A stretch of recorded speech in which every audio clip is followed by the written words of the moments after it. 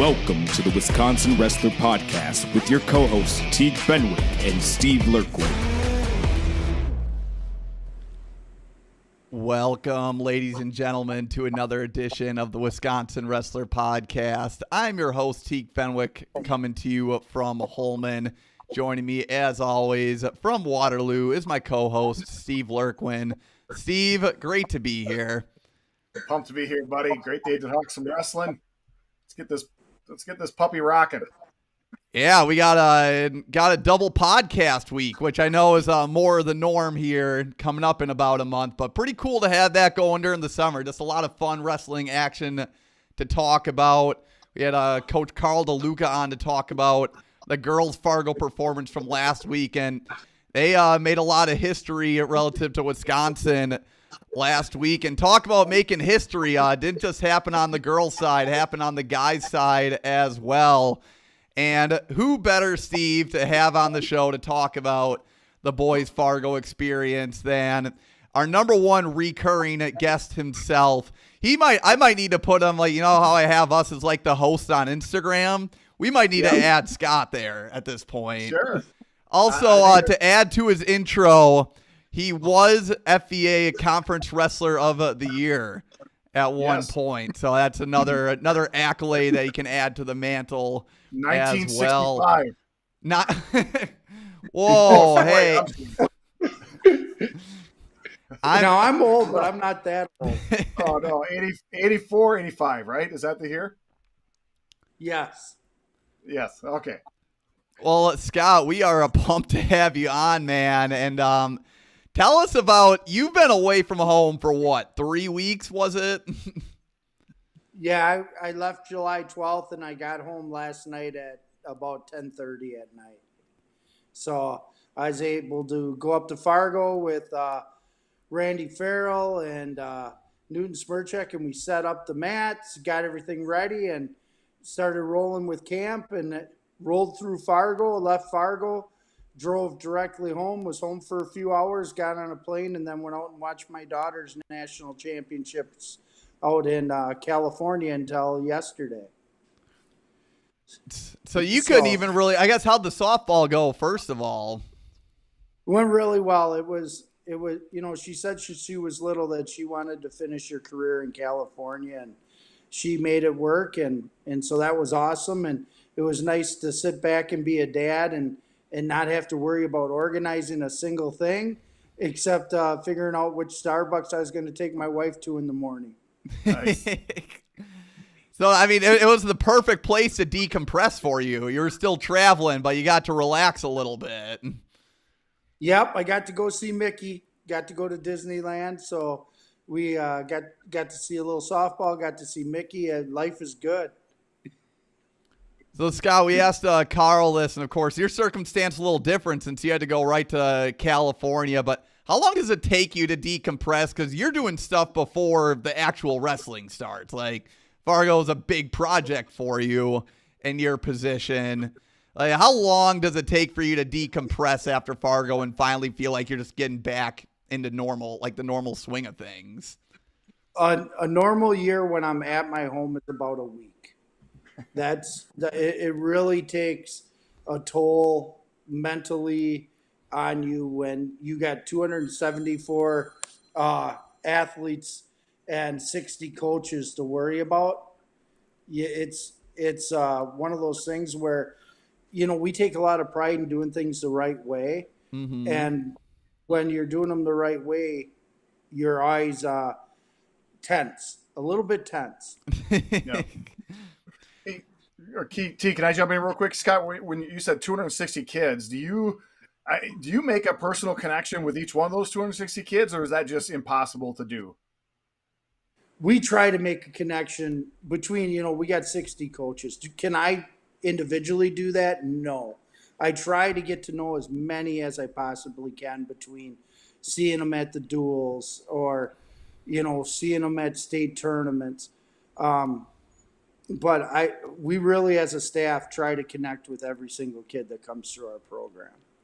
Sure, and I'm sure you guys have the mentality, right? Everybody on your program is just as important as as the guys that take first. And I know you guys have you said a couple of years ago your personal goal is to not have a kid go 0-2, right? I mean, that's the ultimate goal, and I'm sure it still happened. And you still want to make that kid that was 0-2 still feel as much part of the program as the one that wins it. So that's a good question. I mean, between the 60 of you, how do you guys do that? Make a connection with every single wrestler.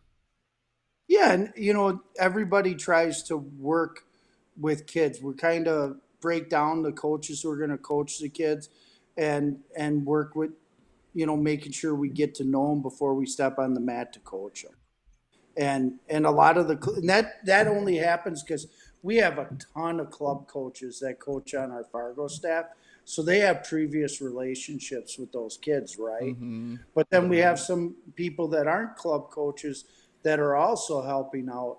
And so they're building relationships throughout the year with these kids that they'll see at camp. And so that's really important to us, is that everybody has a quality Fargo experience from the minute they walk in the door at camp till the time they leave on the bus to go home. Scout, when you said that things can get like a little tense or hectic, it made me think that you're like the perfect person for the position, because I can't think of many people like you. You always have a smile on your face whenever I see you, or whenever I'm talking to you, and you seem like the type of dude. Like I think even at Cheesehead when I was talking to you, it's like, hey, how's it going? You could be the guy who's like, yeah, it's a little stressful, but with a smile on your face, like you're still enjoying things, like.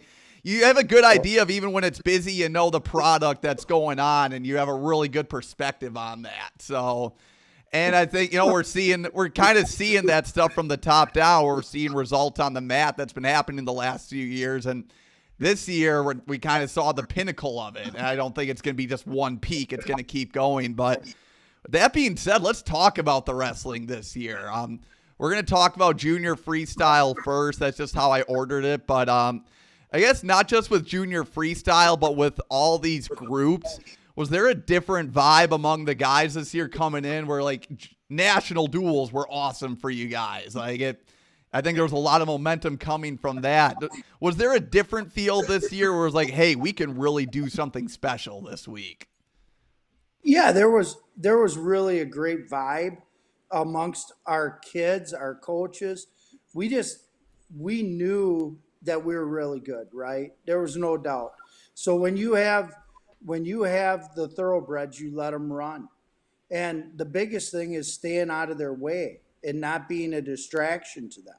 So we talked about it going into it, is make sure the kids are having a fun time as they prepare. Keep them loose. They don't need any more pressure because they're expected to win anyway. So it's more of keeping them loose, let them go out and show the world all the work that they have done, and let's just have a great time as we're doing it. And that's really was our focus this year, is letting the kids do what they do and enjoying the time together, because this was a special group. Yeah, I would say. I mean, looking at junior freestyle first, 8 place winners, 6 finalists, 5 champions, which from I believe what I read ties the most for like the most amount of champions in a single Fargo event, with I think Ohio had 5 at one point too or something. But man, just and beyond even just the place winners, I mean, were there guys, we can go any style here, any age, were there guys that didn't make the podium that week that jumped out to you? Well, I think there's a lot of guys that jumped out to me, and I'm not going to name names, but we had a lot of kids that went 8-2. We went 7-2. Previous to COVID, they're all Americans with that kind of record. We had a lot of kids go 4-2, 5-2. They're on the cusp of all American and in the past.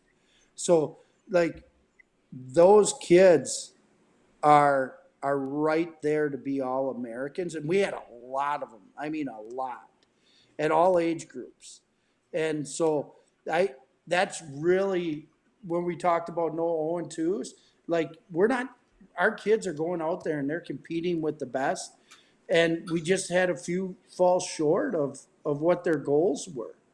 And and that happens at that kind of tournament where it's hard to explain to people until you've been there and feel that atmosphere and that grind, what it's like to be mentally prepared for that event.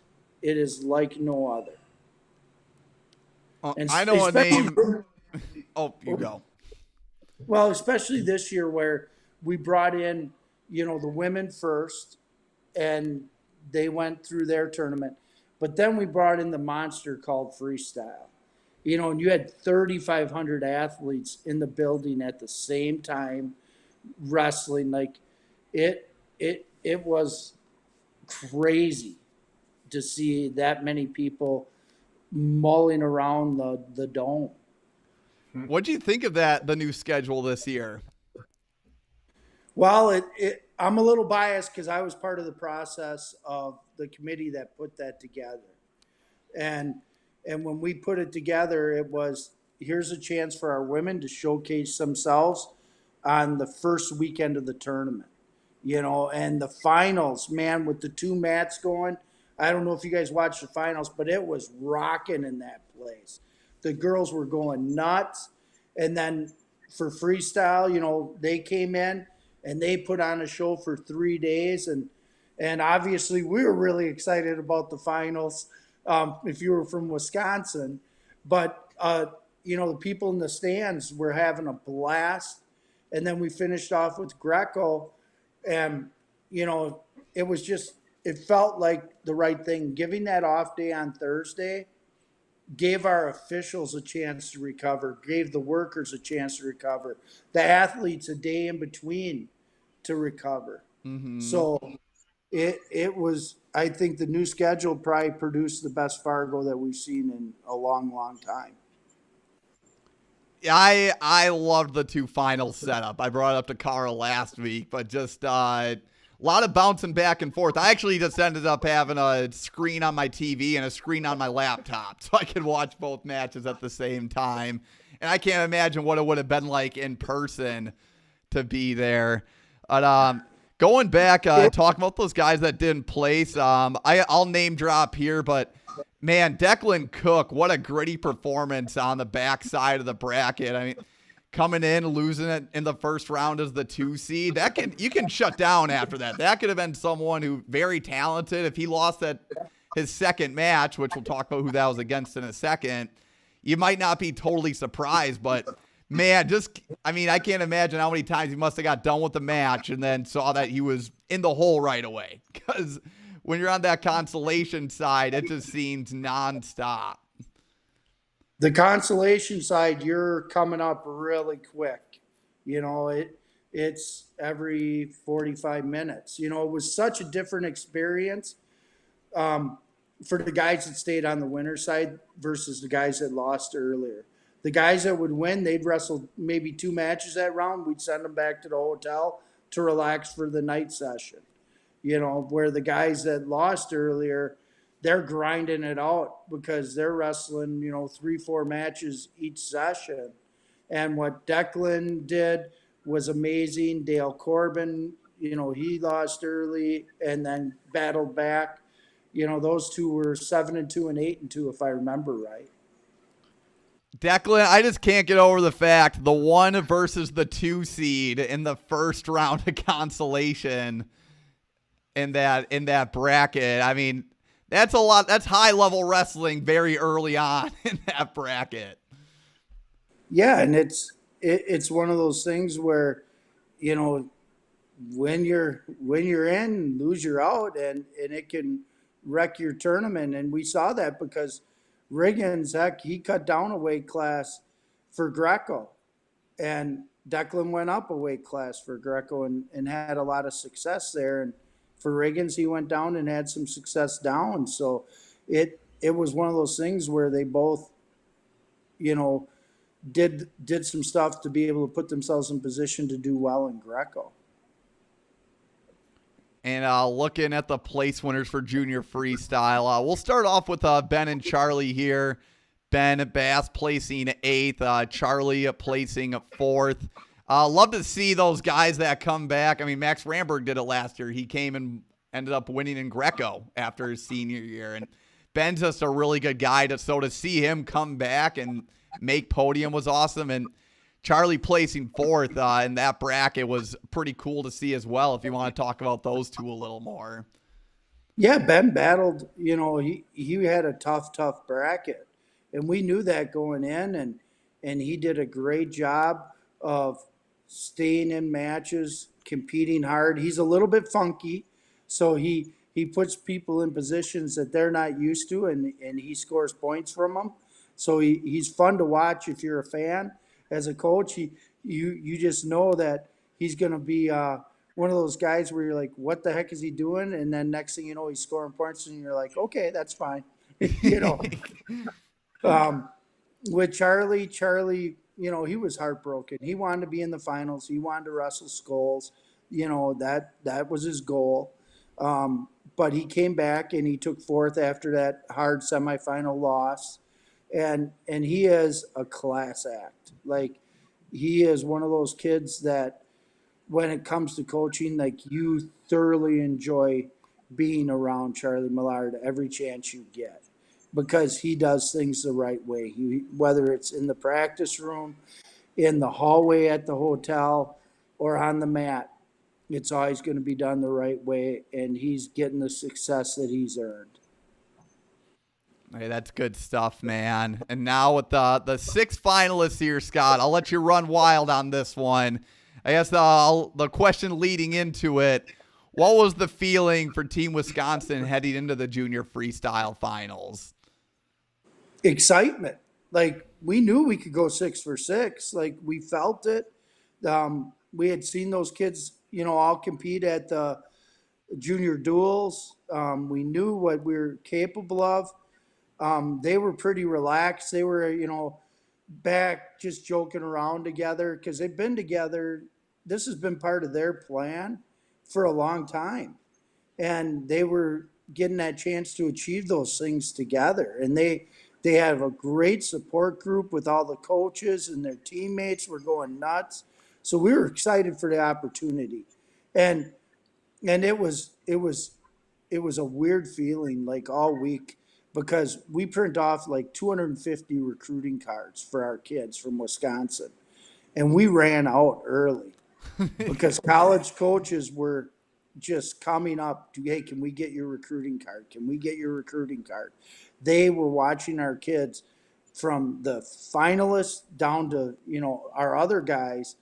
And we knew, like, going into that finals, like, all the college coaches were like, we're not surprised. We're watching your kids. We see what they're about.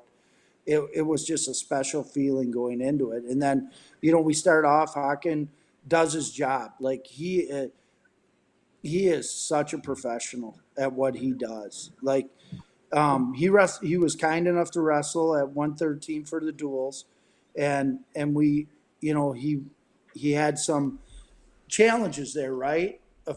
He lost some matches, and I think that was good, because he just got better because of it. And the stuff at 106 that he was able to do, like, our saying is, go behinds win stop signs. Mm-hmm. It doesn't need to be fancy. It needs to be solid. And you watch him, he is probably one of the top guys in the country now at his go behinds. Like, you're not getting to his legs. You're going to shoot into his face. You're going to shoot into his arms, but you are not getting to his legs. And he made guys pay for that. They would take, a really solid leg attack and still never get to his legs. And then he's good on top. He can turn people. And that's a dangerous combination of, when you can be really solid on your feet, guys don't get to your legs, and then you're able to turn them. That's success. And that's what he rode on, and that's why he was a national champion. And so he started that ball rolling. Once he won, then we had Scholes come up. And you talk about a gritty, tough man. I love that kid. He embraces, like, the Wisconsin, like, personality of just being downright tough, because that kid from New Jersey was clubbing him as freaking hard as he could to get goals to, mentally get out of his game or physically get out of his game. And he stayed right to what he's good at. And that kid couldn't break him. And that kid ended up breaking because he's so used to intimidating guys and being able to out physical them. And so then when he wins, we're like, all right, we're on a roll. Here we go, 2 for 2. And then Noah Mulvaney. Now that kid's the heartbeat of our program. He's the one that keeps it calm, keeps it fun. He jokes around. He's that kid. But when he steps on the mat, he is a butt kicker. And he was just dominating that kid from Illinois. And when he got that chest lock and got the 4, like everybody went nuts. We had 20 coaches, the fans, the kids, they were going ballistic. And it's like, all right, 3 for 3, here we go, And then we got Marisola comes up, and he's unscored upon in the tournament, right? And he's just a beast. He is just a beast, and actually a really fun kid to be around too. He's a jokester, but he went out and just totally dominated. So we're 4 for 4, and next thing you know, Cole comes up, and Cole just runs into a buzzsaw. Was it Merrill? Yes, Cody Merrill, out of California, 2-time champion. And man, I felt so good about the way he was wrestling that whole tournament, and I think the whole staff did. And there was a situation that happened on a gut wrench where you bring a kid's knee up and you take it over it, and when you do that, it's illegal. So we challenged that, and we lost the challenge, and that changed the tempo of the match. And I just, not that we, I don't know if we would have won or lost, but I just felt like that changed the tempo where they got the 2 and then they got the 1, and it was the right challenge. We should have won that challenge. And I went and talked to the head official afterwards, and he agreed 100% we should have never lost that challenge. And so it was a hard pill to swallow because that kid worked so hard, but he just wrestled somebody that was better that night. And then we got into the match.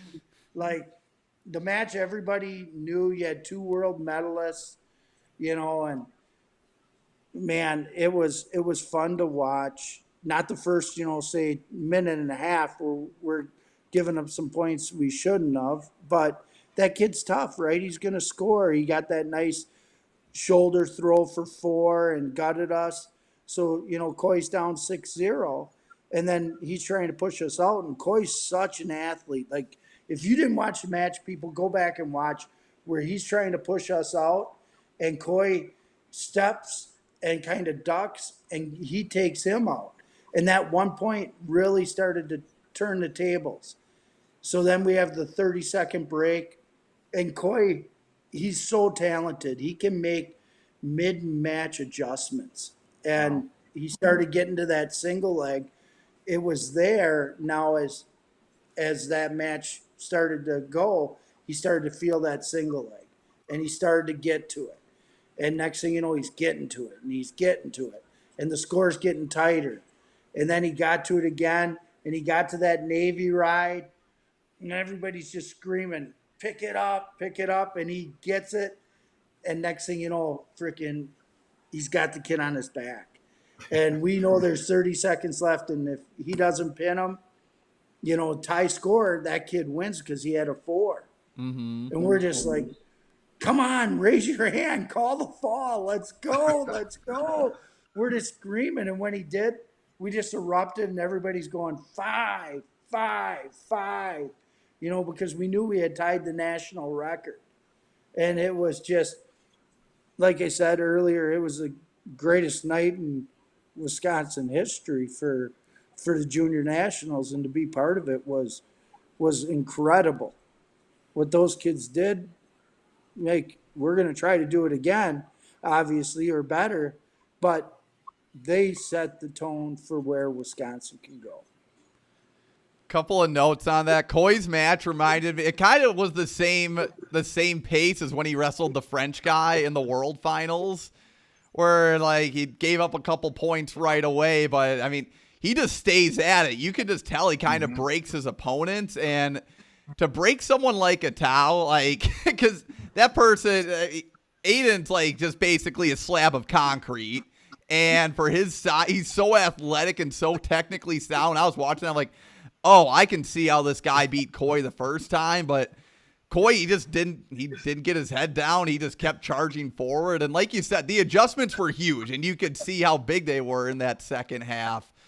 I was going to ask you this, Scott, because I think what makes Hawkins' win even more impressive, and you can feel free to correct me on this, but I feel like the transition from 16U to junior probably doesn't go seamlessly for everybody.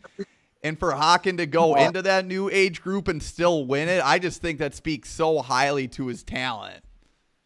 It's wrestling men versus boys. Juniors is men, 16U is boys. And that's not taking anything away from our 16U athletes. But there is a huge difference between juniors and 16U. And he made the adjustment. You know, you have to have some bumps in the road to, you know, be able to make an adjustment sometimes, you know, and look at last year, some of the guys like Scholes, he didn't jump right in and win a title, you know, and he's awesome. And Charlie Millard didn't do that, you know, and we have a lot of really good guys. Noel Mulvaney didn't do that, but it's an adjustment period and a growing period. And for him to do that, that's why I consider him such a professional, because he figures it out. He's very, very smart. His mat IQ is through the roof. Yeah, it was. I mean, that was a fun final. Just watching from the computer screen, it was a fun final session. And I'm glad you brought up Noah as like the heartbeat of the team and like him coming back and winning it. It's because I would say Noah Mulvaney would be one of the first guys I would want to show a non-wrestling fan if I wanted to get them into wrestling, because he has that style where if you're a non-wrestling fan, you're like, oh, he looks like he's in trouble. And then next thing you know, he has the person on their back. And just for him, like to win a state title his senior year and then win this Fargo title, I can't think of many better people to go out on that note than him. And so you guys end up finishing second as a team. Going into it, did you know that was feasible, or were you was that something afterwards you're like, wow, like that's kind of crazy that we ended up here? I figure out points before we ever step on the mat. Like So where'd you have us? If you don't mind sharing. I knew it was going to come down to us in Pennsylvania. It was going to be their depth versus our horsepower, right? But this never happens. Like, never happens. They went 14 for 14 in the blood round. Jeez. Like, so for them to get every single kid that was in the blood round to win, that's I don't know anybody that's ever done that. And that's really what won them the title, was they went 14 for 14. And I figured we'd be right there with them. I was so mad at Willie Saylor. Like, he did his pre-Fargo, he went through each state and he's like, well, Wisconsin, maybe eighth. And I'm like, Willie's on drugs. He's got to be, because there's no way you can look at our team. And he's one of my good friends, but I'm like, there's no way. You got to look at this team. And he underestimated the power of our thoroughbreds. And they're special. And so I was like, no, I knew we'd take first or second. I really believe that. And I like, our kids are just, you can't help but the way they handle themselves and how excited they are to compete. They wanted that. They want the toughest matches possible. And if they're asking for that and how they handle themselves, I'm going to put my money on them every time win it, because I how can you doubt somebody that loves competition at the highest level? Like you can't doubt them. And they set the tone, like, for everybody. Like, this group, like Scholes and Mulvaney coming back to win it after their seniors, like they have such an impact on not just the returning juniors, but those 16U guys.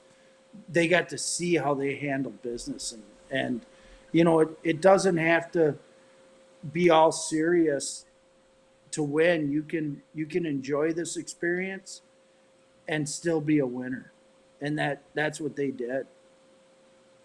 So with that, I'm glad you talked about those guys that are graduating, and just with the performance this year, were there any conversations with like Coy or the Mirasolas where, because they're going to be wrestling the D1 next year, and I Braden is this year too, but was there conversations about them coming back and running it back next year to try and win one as a team?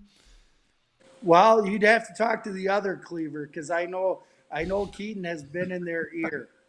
So, and I don't know what their plans are, with Coy going to Minnesota and the Marisolas going to Penn State. But man, I'd love for them to come back and let's win the duels that we didn't do this year, and let's win Fargo. And we have a lot of contributors that are ready to step up.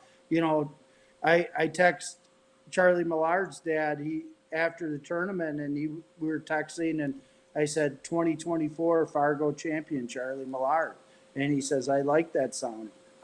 He's a kid that can come back and win that tournament. And now we're right back where we were this year.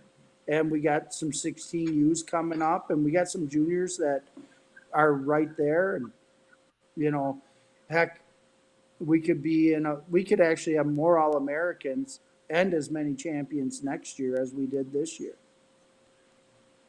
And the last thing on the team results, you got a lot of clarity when you said Pennsylvania went 14-14 in the blood round. But if you look at the results on Flow, and just the amount of place winners that they had in general was absolutely ridiculous. And is scoring 210 at Fargo, was that like an outlier score? Like, is that not something you would see every year? It takes about 200 to win it, because Iowa won it last year with 200 and some points, and they had a dream team. But Pennsylvania set a record for themselves for the most All-Americans they've ever had. And I knew it was going to take something like that to beat us, because we get 25 points for every champion. Mm-hmm. Well, you look at, we're racking up a lot of points with 5 champions and 6 finalists. So taking 8th place doesn't get you a whole heck of a lot of points. It gets you a few. But when you have 14 guys going in there that are taking 3rd through 6th, that adds up. Mm-hmm. So we can get to 200 next year. I really believe that. And I was talking with Steve McDaniel, who used to help out when I was the cadet director way back in the late 80s, early 90s. And he's like, we used to be happy with, one champion. And I said it was a great day. And he goes, well, great day back in that time was 1 champion. I guess the new definition of great is 5. Raise the standard. Yeah, and I think that's what's happening in Wisconsin. The kids are all making each other better. The club coaches are making each other better. The high school coaches are making each other better. We have so many good things going for us in this state. And I'm just, like, we're blessed to be around in this time period to see great things happening. So going to 16U freestyle here. I'm going to jump around the outline a little bit, because the first guy I got to bring up, Garrett Kovchinsky and Caleb Dene, who both placed 3rd. Might need to get the Iron Man award here for Wisconsin, because I know they were both guys that lost pretty early. And I think what was really cool about Danae was he actually beat the guy that originally beat him early on. Yeah. Yeah, coming back and taking third, it shows your grit. Because it's man, you take a loss and it's heartbreaking for these kids. They want to be champions there, and so when you take a loss, it's hard to recover. And for those two to come back and bounce back and battle back to third, man, that was awesome. And it just they're gritty kids, like they're tough, and we see that right during high school. Like it isn't a surprise to me. Like I watched both of them during the season. Like I knew they could do well there, but when you take that loss, now it really tests you because you're heartbroken, but getting the next best thing, as the Brands boys would say. That kind of is what they went out and did. How about Mr. Danny Heiser finishing as a runner-up this year? Nice. Danny Heiser, man, he has a great ankle lace. That kid has an unbelievable ankle lace. And, he broke his hand in the quarterfinals. So he wrestled Wow. the semifinals and the finals with a broken hand. And I was so happy for him because he battles so hard and puts his body through a lot of punishment, but he finds ways to end up on top. And he just needs a takedown. That's the key. Was early in the tournament, he was getting a takedown and lacing guys out. And when you do that, it eliminates, 2 to 3 minutes of a match. Yep. And that adds up over 6, 7, 8 matches. Mm-hmm. So to be able to tech guys is really important in Fargo, so that you can give yourself time to recover instead of being in a 4 to 3 grind every single match. And he wrestled a really tough kid from Iowa. And I knew that match was going to be very physical. And when he teched that kid, man, I was so excited. I was standing right by the mat just going nuts, because that was a kid like I knew would be what I thought would be a hard opponent for him. And there were points in the match where it was hard, but he just showed like his skill set was better. And it was just really cool to see, because Fellers no doubt thought he was going to win that match, but he had never wrestled somebody like Danny Heiser, who's got that kind of toughness. I feel like Wisconsin versus Iowa was one of the big storylines from the week. It's from even with Hofrichter's match in the finals, and then a couple of big Wisconsin-Iowa matches on the guys' side. I think just the fact that we're bordering probably helps things, but it seems like even talking to you, like there's a little extra satisfaction when we beat those Iowa wrestlers. Well, yeah, I got a lot of friends down in Iowa. My daughter played softball there for a while, and obviously the Southeast Polk clan, I know them real well, and I respect their coaches a ton. They've done a great job there. That's why we take satisfaction in those matches that you win against them, because you're getting a quality opponent, and that's what you want. And Yep. and so yeah, that dang right we like beating them. That's right. Then we got at 6 total place winners with 16U freestyle, 10th as a team. If you want to take a little time here, Tyson Martin also got 5th. Nash Banco will place 7th, and then Kale Leesgang, who why can't I not think, is he an incoming freshman? Because the name escapes me right now. He's from Seymour, Wisconsin. Seymour. That's what it is. Okay. Yeah, I'll tell you what. We traded him for. He was probably a small forward on the basketball team at one point in time. He's like 6'6", 6'8", He is not a small individual, and you get him into wrestling, and I'll tell you what, that kid, his future is so bright. Um, he just battled through some tough matches, and there was a match. I think it might have been the blood round or one before the blood round, where there's a tough call on the edge, and Dewey Krieger threw the brick, and he won the call, and he won that match, and it just seemed to boom jump him up another level. Like, that's the funny thing about this tournament. You can see kids mentally mature within the tournament, and that's a special thing when you see kids grow, and that's what we saw from him. Tyson Martin, hey, we expected big things from Tyson Martin. Not surprised by what he did. Um, he's a special kid. He's only getting better.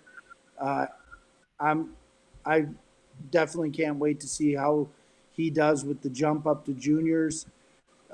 He's going to be good. Nash, we knew he was good, right? We knew Nash was tough. Like, we saw his bracket at state, and the guys he was beating at the state tournament. And those are, highly ranked 16U type kids, and he went out and got the job done. And this might sound arrogant or cocky or whatever, but we didn't reach our goal of 10 All-Americans in either group. Like, that's our goal every year, is double digit. We fell short, but we had some guys that did some really great things that, we're just we're living with the results, but we're not satisfied with them by any means. Good stuff, man. Now going on to, we love our Greco guys here. Got Junior Greco, man. Junior freestyle had 8 place winners, but Junior Greco was not to be outdone, as they also had 8 place winners with a champ. If you want to run us through here, and we'll throw in names along the way. Well, we knew that group was really good, right? And they were tough, and we dropped a couple of matches where we could have had a few more All-Americans, and instead of 7th, we're, second like last year or the year before. But Meese came out, okay, so Meese wrestled the kid that beat Brett, and the kid from North Dakota, and that kid's tough as nails.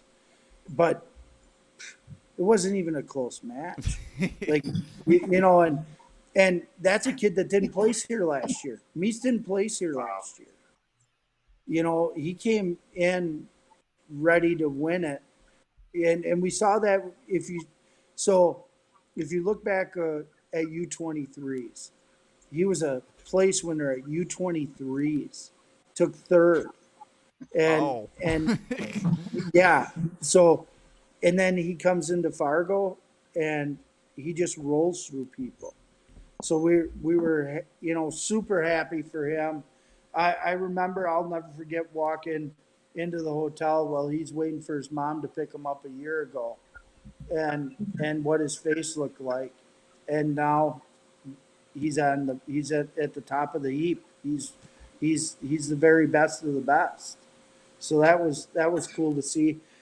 Brett Bach, it was great to see him back after being injured, and seeing the struggle he went through to come back and, to get in there and take 4th. I know that's not what he was looking for, but man, it's just good to see him back on the mat. And, Caden Young got back to All-American status. Brayton Casey, he had an injury. And actually, I was texting with his dad today. He's got some things we maybe, just got to do some PT, and hopefully that will recover without having to do surgery. So that's why he fell down into 6th place. Nutter, he takes 7th. He's back on the All-American. And there's a kid, it bounces going from 16U finalist to junior. It's an adjustment. And Nutter is really, really good. And I I believe he'll have the big stop sign before he's done. But he needed this year of adjustment from 16U to junior to see what that level is about. And then we had some guys like TJ Sherrill and Cale Roth and Easton Cooper that got their first time being All-Americans. And so it was neat to see them step up and get on the stand. And TJ Sherrill, I thoroughly enjoyed watching. He wrestled Brandon Paulson's son. And, yeah. And it was like the third round of the tournament. And so we got put down first and we got gutted. So we're down 3-0 second period. We're wrestling hard. We get Paulson put down. And we got him twice. So we're up 5-3. Then Paulson gets a takedown. So now it's 5-5. We get a push out, makes it 6-5. Get another push out, make it 7-5. And then he got a takedown at the end.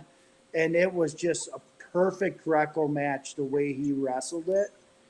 And so he beat a quality opponent in Elijah that was one of those matches where you couldn't afford to lose in the third round.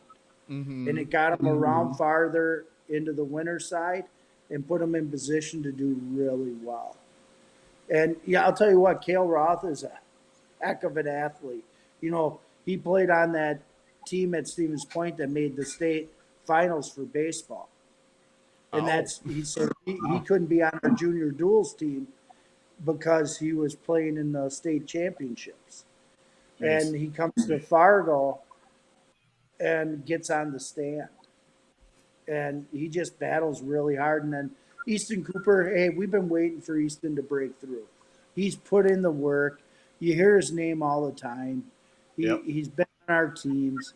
And he finally broke through, and it was so huge for him because all that work is now justified, right? In that he gets to call himself an All-American.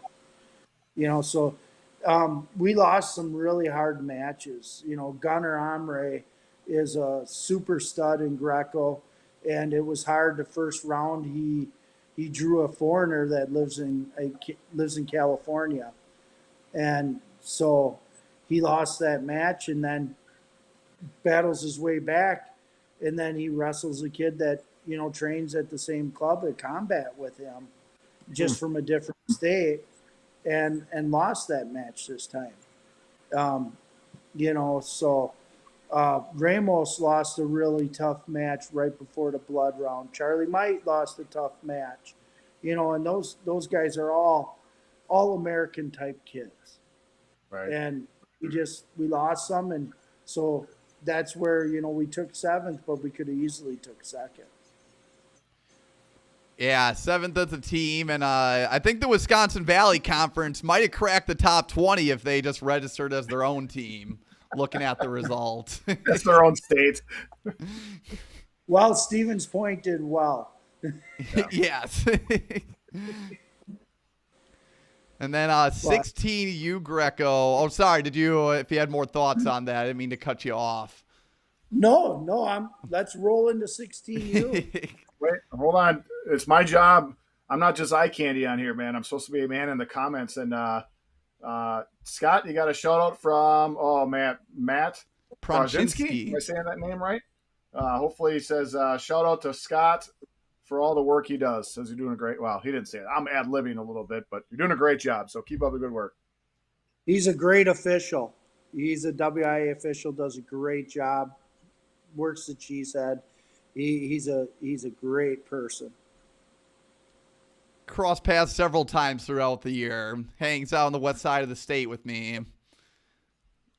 Yes, he does. He's from your neck of the woods. But he gets to the good side every now and then. Okay. Oh, yeah. Hey, I agree with you. Hey, real quick, go back to Cale Easting. Teague Kale Leesgang, the reason why you probably haven't heard his name, just a freshman, 195 pounds. He did not make the state tournament this year. If you look at the bracket at the Northeast Sectional for Division II that took place in Wrightstown, you'd understand why, but I imagine that he'll be making his trip down to Madison real soon. 195 as a freshman, that's a tough task. That is. Yeah, Steve, well, did you there's do a little Matthias track there. creeping while we were Well, podcasting? I was doing a little bit. See, it's fun. Matthias, he had a Kim Bomb. There were some tough wrestlers there. Yeah. Well, Scott, we got 16 U Greco. Yeah, what a great, okay, so Colton Weiler wrestled 145 for freestyle. And he got a hold of me and said, hey, I want to go 138 for Greco. I really feel like that's my best chance. And I'm like, okay, if that's where you want to be. And he made the weight, and it wasn't that, it was difficult, but not that difficult. And he went and made the most of it. He went out and just lit people up. He's a lifting machine. Okay, it's fun to watch him wrestle. He's one where, like you're talking about with Noah, if people don't really watch wrestling and you want to watch somebody that's going to put points on the board, Colton's that guy. Mm-hmm. He's going to put points on the board in Greco. So he's fun to watch. And, he lost a heartbreaker in the finals. And his dad had been messaging me, like, when his dad messaged me, he's like, Vente, and that's a kid from Ponderosa, Colorado. So he was at the Cheesehead. So I know who that kid is. He's like, we want to wrestle that kid. And so he knew that he wanted a piece of him, and he wrestled him really hard and just came up short. But he did what he needed to do to get into the finals as far as wrestling went and being at the right weight class. So hats off to him. And then Declan, he was a finalist last year. He comes back this year and takes fourth. Garrett, he takes fifth. Herm sixth, and Dale Corbin eighth. And, all those guys wrestled freestyle. Every single one of them wrestled freestyle at the tournament. And like I told you, Dale Corbin went 8-2 in freestyle. Wow.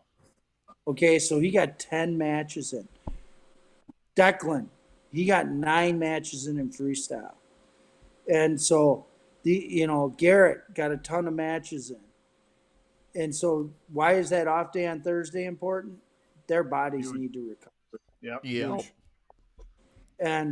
And so that's why I'm such a fan of the new schedule, because we can have kids wrestle both styles, but they need some time to recover and let their bodies come back. And those guys, they're just special kids. Like, you can wrestle both styles and be right there at All-American, and then you All-American in Greco. Like, that's pretty dang good. Yeah, I'd say. I know they talked about it a little bit on the WI Wrestle podcast, but is there a few kids that like maybe make the decision not to wrestle Greco after freestyle? Like, is that something that you just have a conversation with? Yeah, there's some kids like, Hakim he had an injury that he battled through freestyle, and he originally was going to wrestle Greco, but his body he couldn't do it, and that's totally understandable. And Coy, the same thing with him. He was a little dinged up, and that's going to happen, like injuries, impact, and so they don't do Greco, and it's hard. Like, you reach the pinnacle in freestyle, and now you got to go back to the grind. So it's a hard thing to do, and injuries catch up with people. So we just have that conversation, And I understand, like, they've already wrestled 6, 7 matches, and they're not just any 6, 7, 8 Right. matches. They're against the best guys in the country, and so if I prefer they'd stay and wrestle Greco, but if they got stuff that's happening with their bodies, I'm not going to put them out there and ask them to do something that their body's telling them they can't do. They know their body. I don't know their body as well as they do. So we listen and we let them make the call on that. And I'm going to support them in whatever call they make. Hey, good answer there. Like to hear it. Yeah, it's kind of tough because Fargo's viewed as like the pinnacle tournament, but then like when stuff like that happens, it's like, all right, like now we need to think about the big picture here. So I'm sure it's like not always an easy conversation, but No, it's not always the easy conversation. And it just, 16U is different than junior. You know, junior is more of a grind because it's a 6-minute match versus a 4-minute match.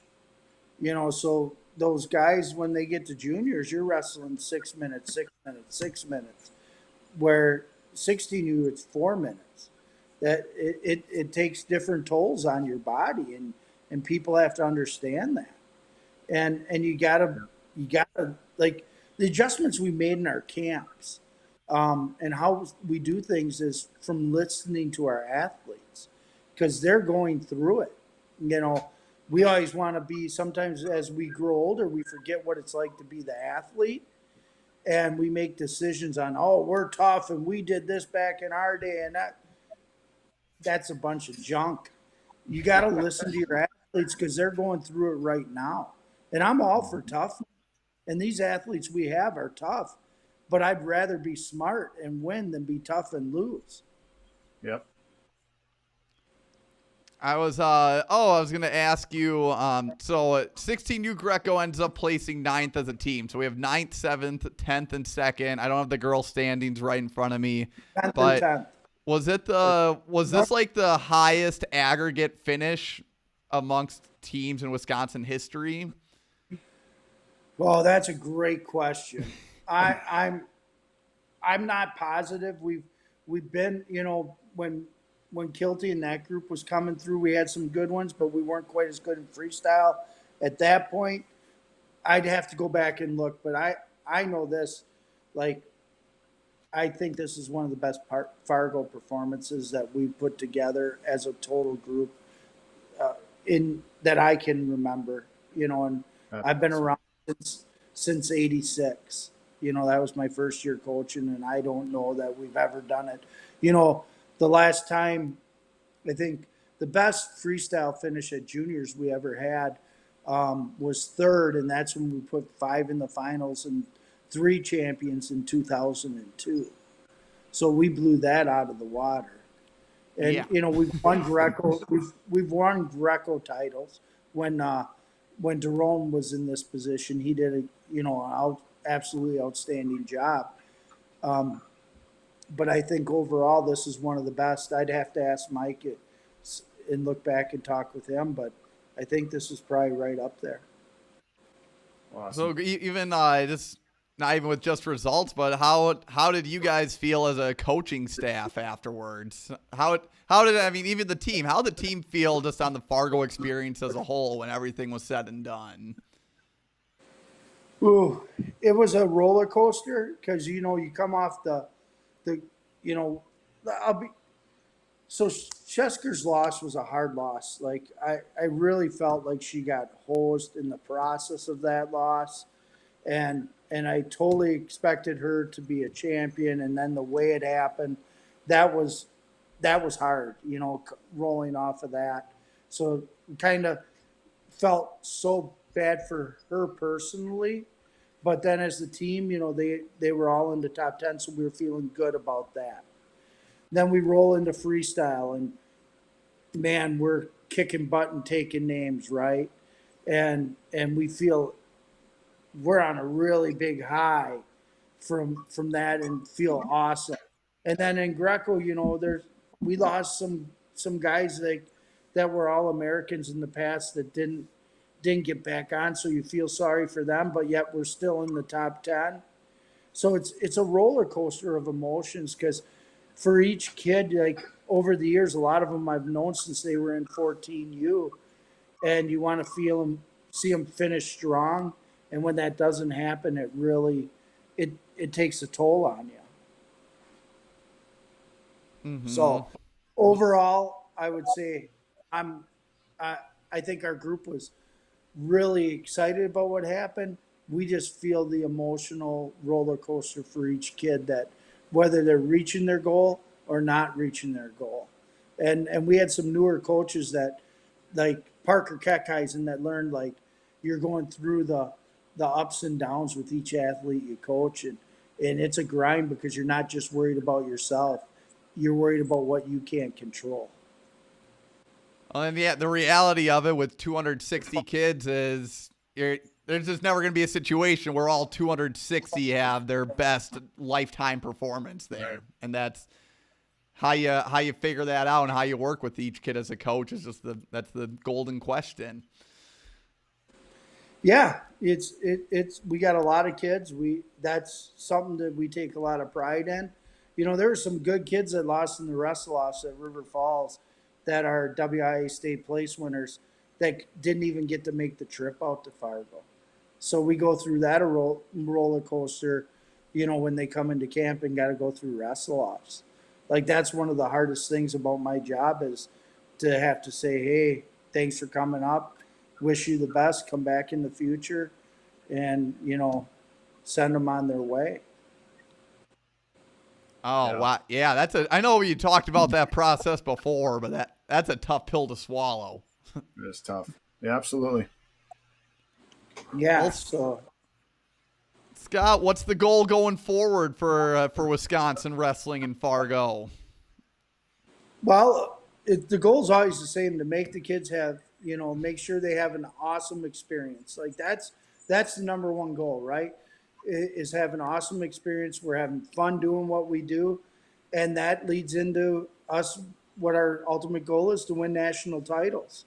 Like I don't have to be shy about saying that because we're right there, and it should be one of our goals. There's a difference between purpose and goal. Our purpose is to help kids become better young men, but our goal is to win a national title. As long as we never get our goals and purposes mixed up, we're going to be just fine.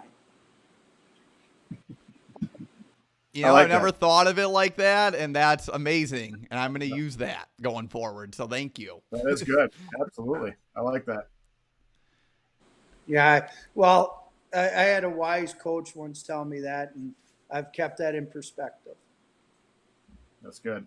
Like the purpose was to make you a better person, but the goal was to become FVA Wrestler of the Year. You achieve both of those. You try to. That's you just gotta. As a coach, sometimes it's easy to get wrapped up in winning and lose focus on what's really important in life. And I think we've changed that mentality in Wisconsin where our purpose isn't just on winning national titles. We're not willing to sell our souls to do that. But with doing it the way we do it, I think the kids, if you ask them, they're having fun doing it. And that's really matches our purpose. And then the goal just, it happens because they are having fun doing what they love, because that's what this is about, is doing what you love. That's right. Scott, maybe the toughest question we'll ask you, what's your favorite food spot in Fargo? Oh boy, that's a hard one because we don't really get to go out and eat that much. You can't answer Buffalo Wild Wings. Carl took that answer, so that's off the board. There's a barbecue place we didn't get to go to this year, but there's a barbecue place in downtown Fargo that is really, really good, and I love barbecue, so that's probably my favorite place, even though I didn't get there this year. Well, now you got to go twice next year to make up for it. That's right. You got a double hit. Well, Teague, you asked the hard question. I'm gonna ask an even harder one. I'm dying to ask this one. So, Scott, you were out of Kaukauna for pretty much the whole month of July, correct? Correct. So my question is this: which Kaukauna establishment is financially hit the most when Scott Kluever leaves town for the whole month? Well, there used to be a Mexican place in town that I thoroughly enjoyed. It's actually walking distance from my house. It's either there or, as you can ask Zanelik and Noel Mulvaney, it might be the Green gas station, because the amount of Mountain Dew I buy on a weekly basis is pretty hot and heavy. And so we always talk about having the greens and being ready. So I was double fisting greens during Fargo. Nice. I thought you were going to say one of my favorite places that every time I'm back visit my parents I go to. I thought you were going to hit a little Dick's Drive-In ice cream, but that's a little bit down on the list. Dick's Drive-In and Verbatim's for hamburgers. I love going to Verbatim's for hamburgers. Nice. Remind me, I got to go to the drive-in and get pup cups for my dogs after this. It's National Adopted Dog Day, so I'm gonna treat them a little bit today. Oh, there you go. As if they're not spoiled Awesome. like every other day of their life, but Oh, well, I appreciate you guys having me on and having our staffs on. I've seen, on WI Wrestle, you guys have had a lot of people on to talk about our programs, and I want to make sure, like, there's a lot of people going, behind the scenes. Our board of directors and our state chairman, Todd Schaff, has really put us in position to do a lot of really cool things for the kids. And I'm thoroughly thankful for all their efforts, because when the board of directors allows us, like, we brought in trainers from the Titan Mercury Wrestling Club this year up to Fargo for our athletes, because we knew we had a group that needed to stay healthy to be able to compete. And we spent some extra money making sure we had the right type of people in there, that if a kid got dinged up, we could get them back healthy. And so that doesn't happen in every state. Mm-hmm. And so they're all in, just like our coaches and our kids are. And of course, the significant others of coaches that got to ride it solo for a week. Yeah, there's a few of those. They're I don't know. Sometimes my wife smiles when I walk out the door. I don't get that. But not as much as Randy Farrell's wife smiles about it. Yeah. Oh, man. But there's so many great people, and we're blessed. Between everybody that's involved, it's a huge machine. And the nice thing is, we're rolling in the right direction, and we're rolling together, and that's gonna take, give our kids a lot of opportunities to keep reaching for the dreams that they want to reach. Well, Scott, you and your group, you're doing all the right things, and we're seeing it. We're seeing it not only in the results, but more importantly, just in the how good of people we're getting out of these kids too. So we want to thank you for all your time and everything that you guys and girls do, and I want to thank you again for taking time to come on the show. I'm sure it's you get done with Fargo and you're just expecting to be bugged by a couple of guys asking you to come on the podcast while you're maybe trying to take a break from wrestling. So we appreciate it. No breaks from wrestling. When you're doing what you love, I look forward to this every year. It's like I have a great opportunity, and I'm thankful every day that I get to do what I do. So you can invite me on anytime. I'll be more than glad. And with Cheesehead coming up, I just give you a little warning. We might have more states than we've ever had, and some pretty good teams coming from some new states to light up the here in Wisconsin. Oh, a little teaser action.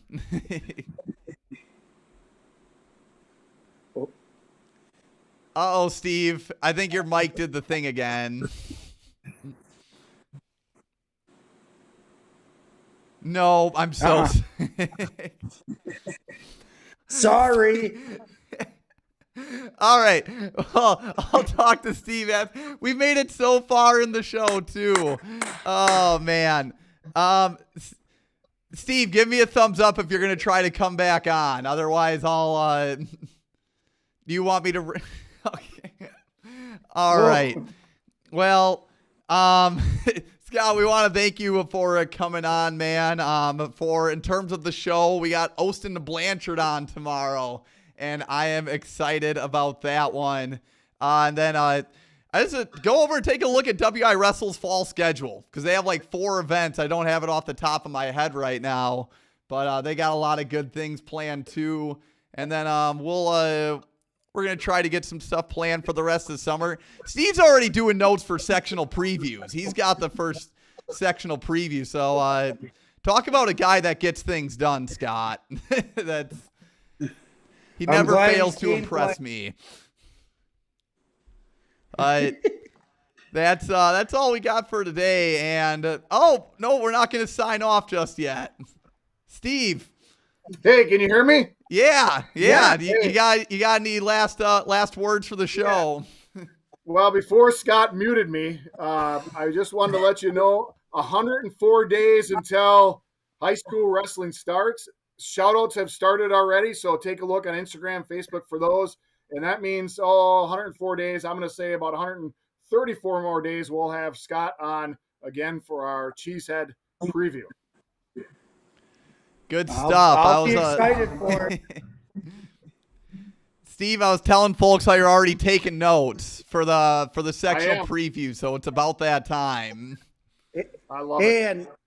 And people, make sure we're out there supporting it. Aiden Sinclair, he's going to be coming up here with the World Championships, and hopefully he'll be coming home with gold. I'm so excited for him. So make sure you're out there watching Team USA. Perfect. Yeah, thank you for mentioning that, Scott. Gotta check out. I believe he's called the Patient Panda in action at Worlds. But folks, that's what we got for this edition of the Wisconsin Wrestler Podcast. Catch us tomorrow with Austin Blanchard, and until next time, we will catch you on the flip side.